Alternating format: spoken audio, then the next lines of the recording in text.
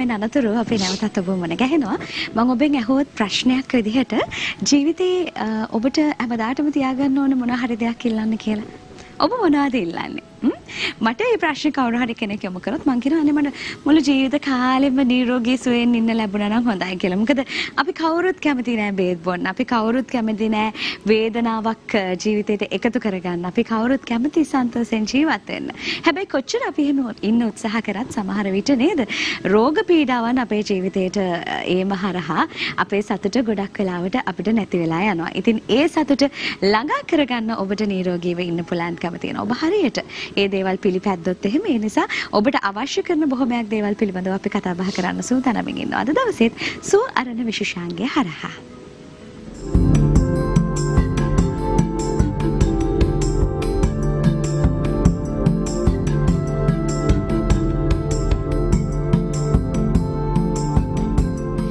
හොඳයි. ඉතින් ඔබට අද දවසේත් අපි මේ මල මාර්ගය සම්බන්ධ රෝග පිළිබඳව සති ගණනාවක තිස්සේ කතා කරන්නේ ඒ තාමත් පුළුල් මාතෘකාවක් නිසා.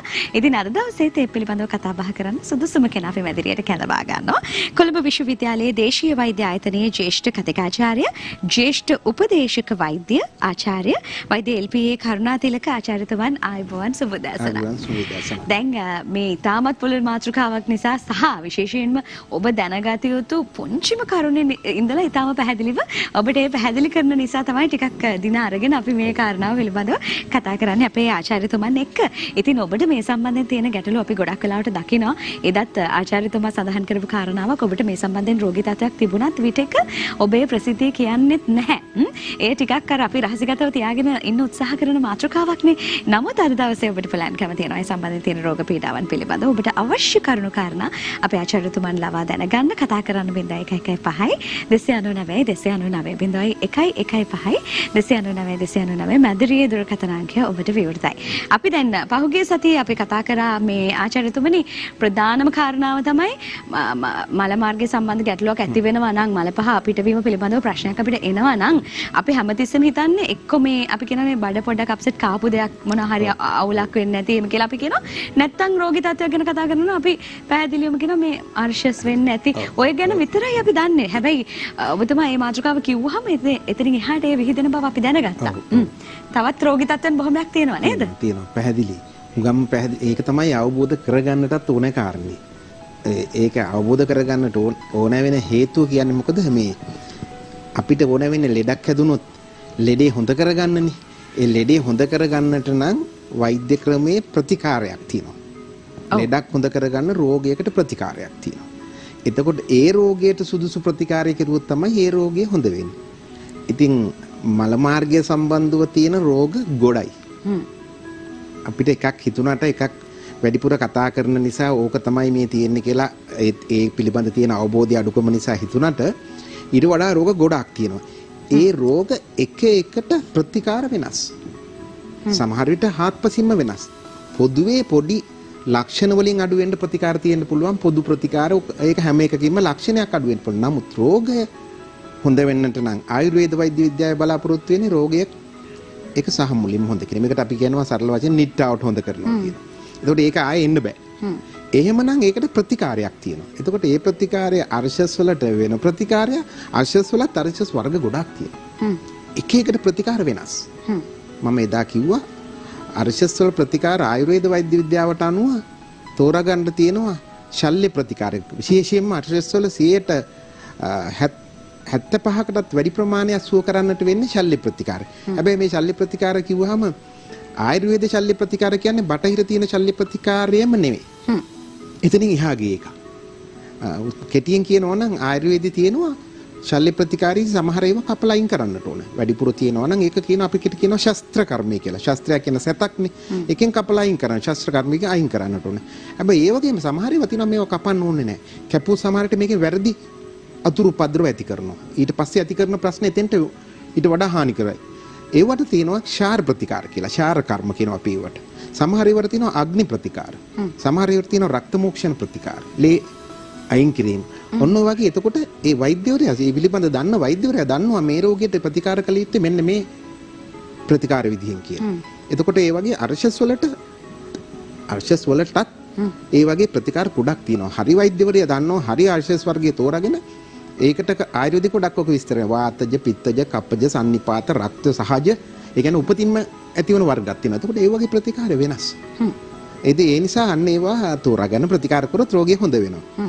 අනිත් රෝග ගත්තොත් අපි කතා කරා සමහර තව තියෙනවා මල මාර්ගය ආශ්‍රිතව වැඩිපුරම බහුලව අද ලෝකෙ දකින්නට තියෙන අපේ රටේ බහුලව දකින්නට තියෙනවා බගන්දර කියන රෝගය, බඩවැල පහත් වීම කියන රෝගය. හුඟක් අයට තියෙන එකක් විශේෂයෙන්ම කාන්තාවන්ට එහෙම හුඟක් විවිධ හේතු නිසා මේ බඩවැල පහත් වීම කියන එක ඇති වෙනවා. ඒ අපිට බාහිරව හඳුනා ගැනීම හැකියාවක් තිබෙනවද වේදනාකාරී තත්ත්වය? අන්න ඒක තමයි.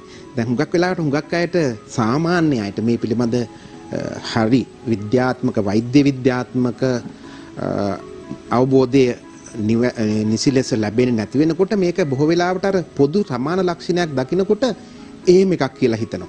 නමුත් බඩවැල පහත් වීමත් අර්ශස් වල සමහර අවස්ථාත් අතර බොහෝ සමානකම් තියෙනවා. වෛද්‍යවරයෙකුට ඇරෙන්නට ඒ පිළිබඳ දන්න වෛද්‍යවරයෙකුට ඇරෙන්නට මේක හඳුනා ගන්නට බෑ. දෙකේම බොහෝ සමාන ලක්ෂණ තියෙනවා. ඒ නිසා තමයි ආයුර්වේදයේ කියන්නේ මේක බඩවැල ආශ්‍රිත මල මාර්ගය ආශ්‍රිත රෝග වලට පමණක් නෙවෙයි. පොදුවේ විශේෂයෙන්ම හැම රෝගයකටම ආයුර්වේදයේ තියෙනවා රෝග පරීක්ෂා විධි තියෙනවා. ඒවා අද තියෙන පරීක්ෂා විධිත් ඒවම ඇතුළත් වෙනවා මේකට. දකින්නට ඕනේ, බලන්නට ඕනේ, අල්ලන්නට ඕනේ. සමහර වෙලාවට උපකරණ දාලා පරීක්ෂා ආයුර්වේද උපකරණ පරීක්ෂාව ආයුර්වේදයේ තමයි මුලින්ම ලෝකෙ තිබුණේ. බඩවැල ඇතුළට මල මාර්ගය ඇතුළට උපකරණ දාලා පරීක්ෂා ආයුර්වේදයේ උපකරණ තියෙනවා. ඒව තමයි අද දිනු කරලා අද මේ භාවිතා කරන්නේ ඒවම තමයි.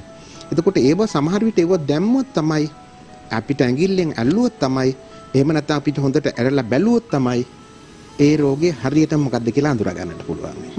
ඉතින් එතකොට අපිට අඳුරගත්ත හැකි හරියටම දැන් අහපු ප්‍රශ්නෙට තිල්නි අහපු ප්‍රශ්නෙට බඩවැල පහත් වීම මේක බොහෝ වෙලාවට දකින්නේ කෙනෙකුට තේරෙන්නේ මුල්ම අවස්ථාවල සමහර විට අවබෝධයක් නැහැ. මොකද මුල්ම අවස්ථාවල පෙන්වන්නේ පුංචි ලක්ෂණ වෙනස්කම්. මේ කියන්නේ මල පිට කරගන්න අපහසු වෙනවා. සමහර විට නිතර මල යන්නට ඕන කරනවා වගේ හැඟීම් ඇති වෙනවා. මල් මාර්ගයේ කෙලවර මොනවා හරි දෙයක් හිර වෙලා තියෙනවා වගේ ඔළුවට අවබෝධයක් එනවා. ඔවැනි ලක්ෂණ තමයි. පහුවෙනකොට තමයි මල මාර්ගයෙන් එළියට යම් කිසි දෙයක් එනවා වගේ දැනෙනවා. සමහර දැනෙනවා විතරක් නෙමෙයි සමහර විට දකින්නවා. එහෙම නැත්නම් සමහරට අතට දැනෙනවා. ඔය ගැන අපි කතා කරමු ආචාර්යතුමනි. දුරකථන අපිට අවස්ථාව ලබා දීලා ආයුබෝවන් සුබෝදෑසනක් නිශාන්ත මහත්මයා. ආයුබෝවන් මිස් සුබෝදෑසනක්. සුබෝදෑසනක් ડોක්ටර්. සුබෝදෑසනක් කියන්නේ. මගේ අම්මගේ ප්‍රශ්නේ දැන් අවුරුදු එකමාරකට ඉස්සෙල්ලා මම අම්මට බෙහෙත් ගත්තා මේ අම්මගේ අර ඇඟේ තියෙන අර මේ කෑම කෑවහම බඩ දනවා කියලා කිව්වා. ඒ වගේ ඉෂුස් වලට මම ඉන්සිඩන්ට් ගත්තා. ඊට පස්සේ ડોක්ටර් දැන් අවුරුද්දක් විතර ගියාට පස්සේ අම්මට ප්‍රශ්නේ මේ අම්මා টয়ලට් යන්න ඕනි කියලා කියනවා. නමුත් টয়ලට් ගියාම මල පහ වෙන්නේ නැහැ. චුට්ටක් යනවා. ඊට පස්සේ අම්මා හැමදෙස්සෙම කියනවා මට හරිම වේදනාවයි. මම කියන්නේ මෙයාගේ මේ කලින් තිබ්බ අර මේ චර්යාව තනිකරම වෙනස් වුණා. මෙයා තනිකරම කියන්නේ වේදනාව කියන එක තමයි කියන්නේ. මම අම්මගේ අර මේ කියන්නේ අර කෑම රටාව හිතන්නේ වෙනස් කළාට නමුත් ඒකට මට පිළිතුරක් කියන්නේ අධ්‍යාකාර දෙයක් ලැබුණේ නැහැ. අපිට මේ ඔබේ මවගේ වයස කොච්චරද කියලා ડોක්ටර් අවුරුදු 62ක් වෙනවා මට වයස දැන්. 62ක්. හොඳයි. 62ක් නම් ඉතා වැඩිම අධික වයසකුත් නෙමෙයි. හැබැයි මෙහෙම එකක් තියෙනවා. වයස යාමත් සමගම අපේ සාමාන්‍ය ස්වභාවය අපේ ශරීරයේ විශේෂයෙන්ම ක්‍රියාත්මක වෙන අවයවවල පොඩි දුර්වලකමක් ඇති වෙනවා. එන්න අපි කියනවා ඒකට හායන අවධිය. ඒ කියන්නේ ගෙවිගෙන යනවා ඒවා. එතකොට දැන් මල මාර්ගයේ වුණත් අපි දන්නවා මල මාර්ගයේ කට තියෙනවා. ඔය අපේ උඩින් ආහාර ගන්නවා වගේ මල පිට කරන තැනත් මුඛයක් තියෙනවා. ඒකට නේද? ඒකට අපි අදෝමුඛය කියලා කියනවා අපි සාමාන්‍ය වචන. ඔය අදෝමුඛය කියන්නේ නිකන් තියෙන එකක් නෙමෙයි. ඒක පේශියකින් වැට කරන්නේ. ඕක වටේට තියෙන රවුම් පේශියක් තමයි. ඒ පේශියට පුළුවන් ඕන කරන වෙලාවට ඉහිල් වෙන්න පුළුවන්. ඊට පස්සේ මල පිට වුණ ගමන් මේක වහ ගන්නවා. සංකෝචනය ප්‍රසාරණය. ওই දෙක සිදු වෙනවා. එතකොට වයසත් එක්ක මේකේ මේ සංකෝචන ශක්තිය අඩු වෙනවා. මේක සාමාන්‍යයෙන් වෙන දෙයක්. එතකොට හරියාකාරව වහ ගන්නට බැරි වෙනවා. ඉතින් ওই හරියාකාරව වහ ගන්නට නැත්නම් ওই සංකෝචන ශක්තිය ප්‍රසාරණ නිවැරදිව පවතිනකොට තමයි මල මාර්ගයේ ඇතුලේ තියෙන ඉන්ද්‍රිය කොටස් විශේෂයෙන්ම මල මාර්ගයේ ඇතුලේ තියෙන ඒ ශ්ලේෂ්මා කලාව වගේ දේවල් එළියට එන්න නොදී ස්වභාවික තත්ත්වයෙන් පවත්වා ගන්න. අරක දුර්වල වෙන්න ඒ දේවල් පොඩ්ඩක් එළියට එන්නට උත්සාහ කරනවා. උඟා දුර්වල වුණාම එළියටම එනවා. එතකොට ඒ වගේම ඒ වයසත් එක්ක ස්වභාවයෙන් ඇති වෙන දේ. සමහරට ශල්‍ය කර්ම වලට භාවිතය වුණා නම් ඕක නිකම්ම වෙනවා. ওই දේ සිදු වෙනවා. වැඩිපුර තටමන කෙනෙකුට ඒ දේ සිදු වෙනවා. බබාලා දරුව වැඩිපුර හම්බුන කෙනෙකුට විශේෂයෙන්ම තටමලා ඒ වගේ දේවල් වැඩිපුර සිදු වෙලා ප්‍රසූති ගණනාවක් සිදු වෙච්ච කෙනෙකුට මේක හුඟක් වෙන්නට පුළුවන්. බර උස්සන කෙනෙකුට මේක හුඟක් වෙන්නට පුළුවන්. ඒතකොට ඒ අයගේ ඒ කොටස දුර්වල වෙලා ඒ ඇතුලේ තියෙන දේවල් පොඩ පහළට එන්න බලනවා. ඉතින් පහළට ආපුවම අවසානයේ එළියට එන්න ඉස්සෙල්ලා මල මාර්ගයේ ආශ්‍රිත කොටස කටමුඛයේ ආශ්‍රිත කොටස තමයි ඕක ටිකක් එකතු වීමක් වගේ සිදු වෙන්නේ. එතකොට දැනෙන්නේ ඔළුවට දැනෙන්නේ මේ මල තියෙනවා කියලා. ඒක ඔළුව හැම වෙලේම උත්සාහ කරනවා පිට කරන්නට.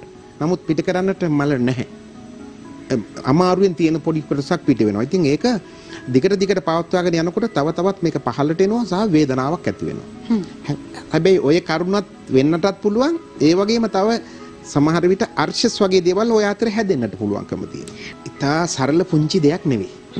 මේක හරිම ආකාරයේ මේක දැනගන්නට නම් මොකද්ද ඕන කරන්නේ? පරීක්ෂා කළ යුතුමයි. ගුදය පරීක්ෂා කළ යුතුමයි. එතකොට අපිට බලා ගන්නට පුළුවන් වෛද්‍යවරයා දන්නවා මේ මල මාර්ගයේ මෙතන තියෙන පේශිය දුර්වල වෙලා. නැත්නම් මේ ශ්ලේෂ්මල කලාව දැන් එළියට එනවා. එහෙම නැත්නම් මේ ගුදේම කොටස් එළියට එනවා. එහෙම නැත්නම් මෙතන ඒ අර්ශස් වල වගේ යම් අංකුරයන් වර්ධනය වෙලා තිනවා. එහෙම නැතුව වෙනත් අර්බුදයක් වගේ දෙයක් වෙන්නටත් පුළුවන්. දැන් රිදෙනවා කියවන වේදනාව කිව්වහම අපිට ওই ටික විතරක්ම හිතන්න බෑ. සමහර විට පොඩි චීරීම් වගේ සිදු වෙනවා. විශේෂයෙන්ම මල බද්ධ වෙලා යනකොට මල ටිකක් වේලලා වගේ යනවා කියනෝනේ අපි. හුඟක් වෙනකොට හූරගෙන යන වෙලාවල් තියෙනවා. එතකොට අර පරිකර්තිකයි කියන්නේ පුංචි හීරීම් තුවාල ෆිෂර් කියලා ඉංග්‍රීසියෙන් කියනවා. ඒක ඒ වගේ ඇති වෙන්නට පුළුවන්. අර්ශස් වගේ රෝග අවස්ථාවලත් සමහර අර්ශස් වර්ගවලදී දැවිල්ලක් වගේ ඇති වෙනවා. ඒක නිතරම ගෑවිලා ඒ වගේ ඒතනට පොඩි පීඩන හානි ඇති වුනහම වේදනාවක් ඇති වෙනවා. ඉතින් ඕකට හොඳම දේ නම් නිවැරදි දේ නම් පරීක්ෂා කරන්නට ඕනේ. හරි ප්‍රතිකාරය කරන්නට හරි රෝගය මොකක්ද කියලා අඳුරා ගන්නට.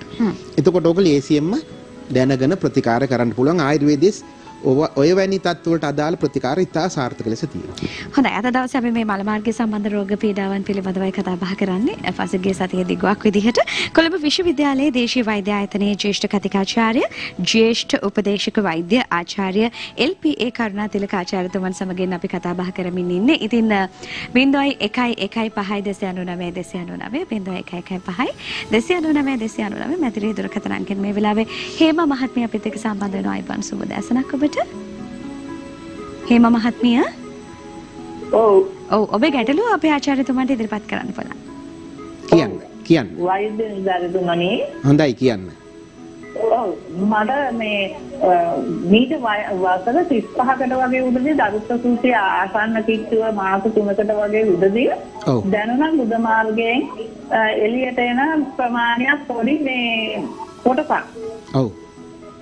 ඒ කොටස එළියට ඒම නිසා මට වෛද්‍යවරයෙක් කිව්වා ක්‍රීම් එකක් දීලා මල පහ කරන්න විනාඩි 10කට වගේ උඩදී ඒ ක්‍රීම් එක ඇතුළට දාලා ඉන්න ඊට පස්සේ ඒක හරියාවි කියලා. ඒ තත්ත්වෙන් මම දෙවෙනි දරු ප්‍රසූතිය වුණා, තුන්වෙනි දරු ප්‍රසූතිය ඊට අවුරුදු 4කට පස්සේ වුණා. ඒ කාලය තුලත් අර වගේ නැවත මතුවලා ආවා. ඔව්. දැන් මගේ වයස අවුරුදු 67ක් වෙනවා. ඔව්. තවමත් මට මල පහ කිරීම අවසානයේ අර බුදු මාර්ගයෙන් එළියට එන ප්‍රමාණය එළියට ඇවිල්ලා වේදනාව තියෙනවා. මේ වාඩි වෙලා ඉන්න අමාරුයි, හිටගෙන අලිදින්න අමාරුයි. මම නැවතත් කරන්නේ සුලගිල්ලෙන් ඇතුල් කර ගැනීම විතරයි. ඔව්. මට ඒ ගැන ඔබතුමාගෙන් දැනගන්න ඕනේ. ඒක මොකක්ද? අරසස් වල මේ එකක්ද? එහෙම නැත්නම් මම මේකට ශල්‍ය කර්මයකට ආයෙත්ද ඩේට් පාවිච්චි කරලා පුළුවන් වේද කියන එක මට දැනගන්න ඕන ඔබතුමාගෙන්. හොඳයි. ඒ අහපු ප්‍රශ්නවලට ඇත්තටම හරි උත්තර අපි ලබා දෙන්නට ඕනේ. ඔව්. වෛද්‍යවරයෙක් විදියට හරියට ලබා දෙන්නට ඕනේ නැත්නම් රෝගියා අමාරු වැටෙනවා. අනිවාර්යයෙන්. ආයුර්වේද වෛද්‍ය විද්‍යාවේ ඒවට උත්තර හරියට කියලා තියෙනවා. දැන් ඒ ඔබතුමිය අහන ප්‍රශ්නේ ඔබතුමියට ඇත්තටම දැන් දරු ප්‍රසූති 3ක් සිදු වෙලා තියෙනවා. නමුත් එදා ඇතිවෙච්ච මේක යම් කිසි කැලලක් එළියට එනවා වගේ කියන එක සාමාන්‍ය තත්වයක් නෙමෙයි අපි හොඳටම දන්නවා. එහෙම එන්න බෑ. කෙනෙක්ගේ මල මාර්ගයෙන් මල වාතය ඇරෙන්නට වෙන දෙයක් සමහර විට පොඩි ශ්ලේෂ්මල වගේ තෙත ගතියක් එන්නට පුළුවන්. ඒ ඇරෙන්නට වෙන කිසිම දෙයක් එළියට එන්න බෑ. එහෙම එනවා කියන්නේ ඒක රෝගී තත්ත්වයක්. රෝග තත්ත්වයක් පැහැදිලිවම. ඒක රෝග තත්ත්වයක්. එහෙම ශරීරයක තියෙන්නට බෑ. ඉතින් ඒක తాවකාලිකව අඩු වෙනවා කියන්නේ රෝගිය හොඳ වෙනව නෙමෙයි කියන එක. ඒක තාමත් පැහැදිලි. ඒක මේ තාක්කල් කරලා තියෙන ප්‍රතිකාර වලින් රෝගිය හොඳ වෙන ප්‍රතිකාර සිදු වෙලා නැහැ. රෝගිය තියෙනවා කියන්නේ රෝගිය හොඳ වෙලා නැහැ කියන එක. ඉතින් ඒ නිසා එහෙම එළියට එන අවස්ථා ගොඩක් තියෙනවා. මම අර ඉස්සෙල්ලා කිව්වා වගේ අපි ඉස්සෙල්ලා සාමාන්‍යයෙන් කතා කරෝ සමහර අර්බුද වර්ගය කියන්නේ අපි ගෙඩි කියලා කියන්නේ සාමාන්‍ය භාෂාවේ. එහෙම ඒවත් තියෙනවා. ඒව හොඳ ගෙඩි වෙන්න පුළුවන් නරක ගෙඩි වෙන්නත් පුළුවන්. සමහර ඒවා හිමින් පැතිරෙනවා කාලයකදී සමහර ඒවා ටිකක් වේගවත් වෙන ඉවත් තියෙනවා. ඒ වගේම අර්ශස් වර්ග කියන රෝග වර්ගයේ ඒක රෝග මං ඉස්සෙල්ලා කිව්වේ ගොඩක්. ඒ ආයුර්වේද හැටියට වාතජ, පිත්තජ, කප්පජ, සන්නිපාත, රක්ත. ওই විදිහට වර්ග ගොඩක් තියෙනවා. දැන් ඒ කප්පජ කියන අර්ශස් වර්ගය, පිත්තජ කියන අර්ශස් වර්ගය, එතකොට සහජ කියන අර්ශස් වර්ග, සන්නිපාත වගේ දේවල් වලදී ටිකක් අපිට දකින්නට ලැබෙන විදිහට විශේෂයෙන්ම මාංශමය වර්ධන වගේ දේවල් අපිට දකින්නට ලැබෙනවා. යම් කිසි විශාල වීම දකින්නට ලැබෙනවා. එතකොට ඒ වගේ එකක් වෙන්නටත් පුළුවන්. ඒ ඇවිල්ලා තියෙන එක ඔබතුමියගේ ඒ වගේ දෙයක් වෙන්නට පුළුවන්. ওই වර්ග වලින් එකක්. ඒක හැබැයි අඳුරා ගන්නට නම් බලන්නට ඕන. අපිට පුළුවන් දර්ශනෙන් දැක්කහම අපිට ඒකේ පාටින්, ඒකේ හැඩයෙන්, ඊට පස්සේ අල්ලනකොට ඒකේ තියෙන ඝනකම අනුව මේක නරක එකක්ද හොඳ එකක්ද, මේක මොන වර්ගයටද වැටෙන්නේ, ඒ විදිහට බලන්න පුළුවන්. ඊට අමතරව උපකරණ දාලා බලලා මේක පටන් ගන්න තියෙන කොතනින්ද, මේක කොයි විදිහට කොච්චර ප්‍රදේශයක පැතිරලා තියෙනවද, එහෙම බලන්නට පුළුවන්. එහෙම බලලා තමයි එතකොට හරියට ප්‍රතිකාර කරලා මේක මෙන්න මේකයි කියලා අඳුරගත්තා මේ ප්‍රතිකාර කරන්න පුළුවන්. හැබැයි එතුමිය තව එකක් ඇහුවා මම මේකටත් හරියටම උත්තරේ දෙන්නට ඕනේ. මේක ශල්‍ය කර්මයක් කරගන්නට ඕනේ කියලා. ශල්‍ය කර්ම මල මාර්ගයේ පැත්තට ශල්‍ය කර්ම සාමාන්‍ය ශල්‍ය කර්ම කියලා කියන්නේ කපලා කොටලා අයින් කරවන්න කියන එක තමයි අදහස වෙන්නේ. නමුත් මම ඉස්සෙල්ලා කිව්වා ආයුර්වේදය එහෙම නෙමෙයි. ආයුර්වේද ශල්‍ය කියන එකේ කපන කොටන එකට එහා ගියේ තව ගොඩක් දේවල් තියෙනවා. කපන කොටන එක කලන්න සුදුසු නෑ කියලා තමයි බොහෝ තැන්වල තියෙන්නේ ආයුර්වේදේ. මොකද එහෙම තැනක කැපුවොත් අයින් කෙරුවොත් මල මාර්ගයේ ස්වභාවික తත්වය නැති වෙලා යනවා. මං හිතන්නේ ඔබතුමියක් දන්නවා ඇති අහලා ඇති ඕන තරම් අයගේ මේ ශල්‍ය කර්ම වලට භාජන වෙච්ච අය, විශේෂයෙන් බොහෝ ශල්‍ය කර්ම වලට භාජන වෙච්ච අයගේ මල මාර්ගය ඉබේම මල පාලනය කරගන්න බැරුව මල පිට වෙනවා. සමහර විට මල මාර්ගය හුඟා කිර වෙලා යන්නට බැරි තරම් හීනි වෙනවා. සමහර විට අවසාන වශයෙන් කෙලවර වෙන්නේ බෑග් එකක් දාන්න වීමෙන් මල මාර්ගයේ ඒ කොටස පාලනය කරන්න බැරි නිසා වහලා බෑග් එකක් දාලා බෑග් එකට තමයි මල පිට කරන්නේ. එහෙම රෝගීන් ඕන තරම් මං හිතන්නේ මේ මං කියන අහගෙන ඉන්න මේ තත්ත්වෙපත් වෙච්ච රෝගීනුත් ගොඩක් ඇති. ඒක නිසා ශල්‍ය කර්මයක් කරන්නට ඕන, තීරණය කරන්නට ඕන. ඒක බලලා නිවැරදිව වෛද්‍යවරයා තමයි කරන්නට ඕන. තව එක උපදේශයක් දෙන්න කැමතියි. මේවා මම මේ කියන කතාව අද සිදු වෙනවා මේ රටේ. ඒක ඉතාමත් බරපතල වරදක්. කිසිම රෝගයකට ආයුර්වේද වෛද්‍ය විද්‍යාව අනුව සියලුම රෝග සුව කරන්නට බෑ. මේ බෙහෙතෙන් මේ රෝගය හොඳ කරන්න පුළුවන්, මේකට අපි නිට්ටාවට සුව කරනවා. ඒක සම්පූර්ණ වැරදි. අපිට කිසිම දවසක බලන්න නැතුව රෝගය හරියට පරීක්ෂා කරන්න නැතුව රෝගය අඳුරා ගන්නට නියම පරීක්ෂාව කරන්නට ඕනේ. වෛද්‍යවරයා පරීක්ෂාව තමයි 90%ක්ම සිදු වෙන්නේ. ඊට පස්සේ අපිට සමහරට විශේෂ පරීක්ෂා කියන්නේ ස්කෑන් කරන්න වෙන්න පුළුවන්, රුධිර මල පරීක්ෂා කරන්න වෙන්න පුළුවන්, වෙනත් උපකරණ ඇතුළට දාලා කරන දේවල් වෙන්න පුළුවන්. ඒවා කරලා අපි ඒවා තහවුරු කරගන්නට ඕනේ. ඒවෙන් කරගන්න තියෙනවා. ඉතින් ඒ නිසා එහෙම කිරීමෙන් පමණයි ඒ වගේ රෝගයක් හරියට අඳුරා ගන්නට පුළුවන් වෙන්නේ. ඉතින් ඒ නැතුව ඕනම රෝගයකට ප්‍රතිකාර මෙන්න මේක ගත්තාම හරි කියන එක නම් අද වෙන බරපතල වරදක්. ඒවා වලින් මෙන්නේ රෝගේ තවත් නරක වෙනවා සහ හානි සිදුවීම සිදු වෙනවා. ඒ නිසා ඔබතුමිය ඔක තවත් ඔක එන තත්ත්වය එහෙමම තියෙන නිසා තියාගෙන ඉන්න එපා. ඒ පිළිබඳ දන්න සුදුසුකම් ලත් වෛද්‍යවරයෙක් මම මේක කිය යුතුමයි. ඒක කෙනෙකුට ගිහිල්ලා පෙන්නලා නියම පරීක්ෂා කරපුවාම දැනගන්නට පුළුවන් මොකද්ද මේ රෝගී කියලා. එතකොට ඒකට හොඳටම සුව වෙන ප්‍රතිකාරය කරાવી. හොඳයි අපි හිතනවා හොඳ පිළිතුරක් ඔබට ලැබුණා කියන කාරණාව. කොළඹ විශ්වවිද්‍යාලයේ දේශීය වෛද්‍ය ආයතනයේ ජ්‍යෙෂ්ඨ කතිකාචාර්ය, ජ්‍යෙෂ්ඨ උපදේශක වෛද්‍ය ආචාර්ය, වෛද්‍ය LPA කරුණාතිලකාචාර්යතුමන් සමගින් අපි කතා බහ කරමින් ඉන්නේ. ඉතින් ඔබට සම්බන්ධ කරගන්න එතුමාව 0112 79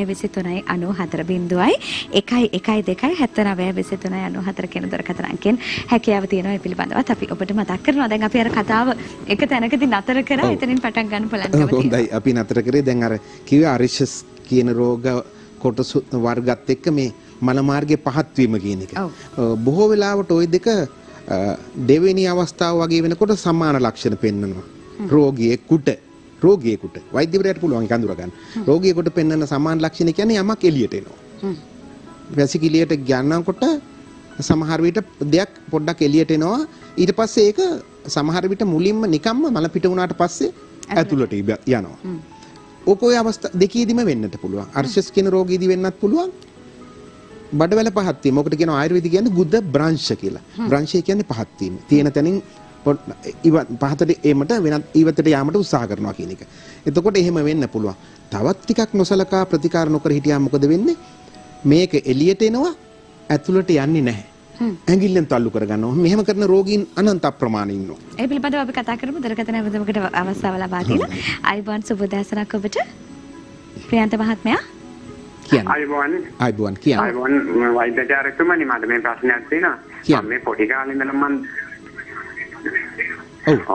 ඔබ රූපවාහිනී යන්ත්‍රයේ ශබ්දය ටිකක් අඩු කරලා අපිත් එක්ක සම්බන්ධ වුණා නම් දුරකථනයෙන් අපිට පහසුයි. හොඳයි. මේ මම පොඩි කාලේ ඉඳලා දන්න දවසේ ඉඳලා මගේ මේ ලේ පිටවීමක් වෙනවා. මොකද්ද? ලේ පිටවීමක් සිද්ධ වෙනවා රුධිරය වහලයක්. හොඳයි කියන්නකෝ. ඊට පස්සේ මේ වෙන දවස් 3ක් විතර අවුරුද්දකට වතාවක් කරමින් හැදෙනවා ලොක්කනේ දවස් 3කින් විතර ආපහු මේක නතර වෙනවා. ඔව්. ඊළඟට මේ බඩවැල පාත් වෙන හැමදාම මම දන්න දවස්වල මේ ඇඟිල්ලෙන් තමයි අතුල් කරගන්න වෙන්නේ. ඔව්. වෙනත් කිසිම වේදනාවක් නැහැ. ඔව්. ඊට පස්සේ මම අර ගැටිප්පි එන්න පටන් ගත්තා. ඒක දවස් 3ක් විතර අධික වේදනාවකින් තමයි මම කරන්නේ. ඒකත් අවුරුදු දෙකකට වතාවක් වගේ හැදෙනවා. ඔව්. අර ලේ පිට වෙන එක පොඩි කාලේ ඉඳන් දවස් 3ක් වගේ අවුරුද්දකට එකමාරකට වගේ සැරයක් වෙනවාමයි ඒක. ඔව්. හොඳයි මම හිතන්නේ අපිට පැහැදිලි ආචාර්යතුමනි අපි බලමු. එතන ඒ මහත්මයා කියපු විදිහට එතනත් එයාට තියෙන රෝග ලක්ෂණ කීපයක් එයාට පෙන්වනවා පැහැදිලිවම තියෙනවා. රුධිරය පිටවීම කියන එක අපි දන්නවා රුධිරය පිට වෙන්න බෑ. සාමාන්‍ය ඇඟෙන් රුධිරය එළියට යන්න බෑ. මල මාර්ගයෙන් විශේෂයෙන්ම යන්නටම බෑ. ඒ රුධිරය දැන් අවුරුදු ගණනක ඉඳලා පොඩි කාලේ ඉඳලම කියනවා. පිටවීමක් තියෙනවා. ওই පිටවීම රුධිරය පිට වෙන්නට බලපාන හේතු ගොඩක් තියෙනවා. රුධිරය පිට වෙන්නට නම් මල මාර්ගයෙන් හැබැයි ඉතින් ඒකේ අවස්ථා කීපයක් තියෙනවා. මල මාර්ගයේ රුධිරය මල මාර්ගය කියන්නේ ආහාර මාර්ගයේම අවසාන කොටස.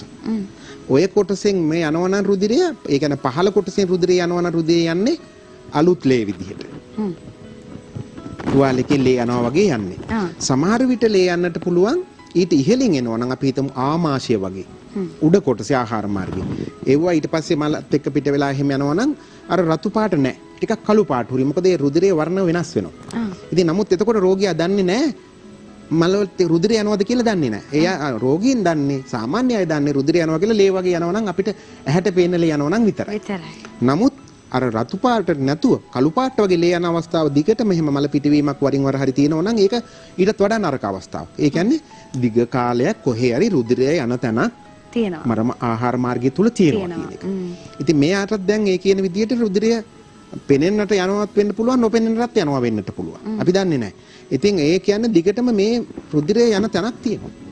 ඒක අර්ශස් එකක් වෙන්නටත් පුළුවන්. ආහාර මාර්ගයේ වෙනත් තැනක තියෙන තුවාලයක් හින්දා වෙන්නට පුළුවන්කම තියෙනවා. තවත් ගොඩක් රෝග තියෙනවා. හුඟක් දේවල් තියෙනවා. මහා බඩවැලේ රෝග තියෙනවා. කුඩා බඩවැලේ රෝග තියෙනවා. ආමාශයේ තියෙන පුංචි තුවාල නිසා ඔය ગેස්ට්‍රයිටිස් වල ටිකක් උපරිම තත්ත්වයට ගියාමත් වෙනවා. හැබැයි එතකොට යන්නේ අර විදියට අර අලුත් ලේ නෙමෙයි පහලින් යනවා නම් යන්නේ වර්ණය වෙනස් වෙච්ච දේ. ඉතින් ඔහොම තියෙන පුළුවන්. යා හැබැයි ඒ වගේම කිව්වා පහලට එන එකකුත් තියෙනවා කියලා. බඩවැල පහත් වෙන එකක් තියෙනවා කියලා. ඉතින් එතකොට ඒ කියන්නේ ගුද මාර්ගයේ දුර්වලකමකුත් පැහැදිලිවම තියෙනවා. සමහර අයට මෙහෙම දෙයක් තියෙනවා. තුවාලයක් වගේ තියෙනකොට යම් කිසි අතුලේ තියෙන එවැනි දෙයක් නිසා ඒක පිට කරන්න ශරීරය ඒක අසාමාන්‍ය දෙයක්. ඒක එතනින් අයින් කරන්න ශරීරය උත්සාහ කරනවා. මල මාර්ගය කරන්න උත්සාහ කරලා කරන්න පුළුවන් දෙයක් එළියට තටමනේ ওই දේවල්.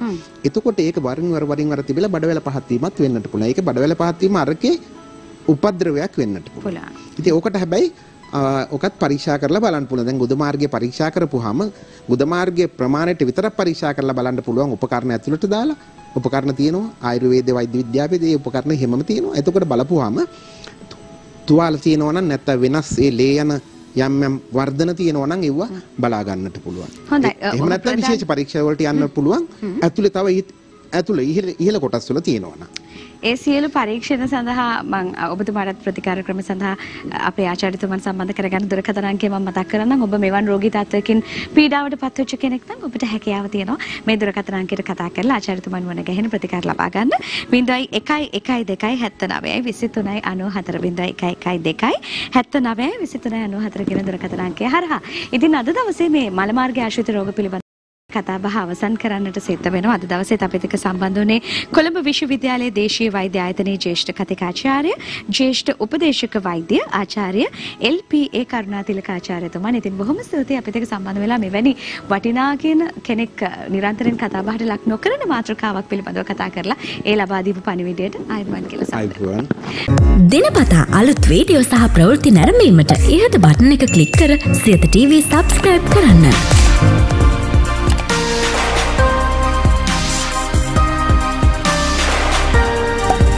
අලුත් වීඩියෝ ගැන මුලින්ම දැනගන්න මෙම සීනුව ක්ලික් කරන්න.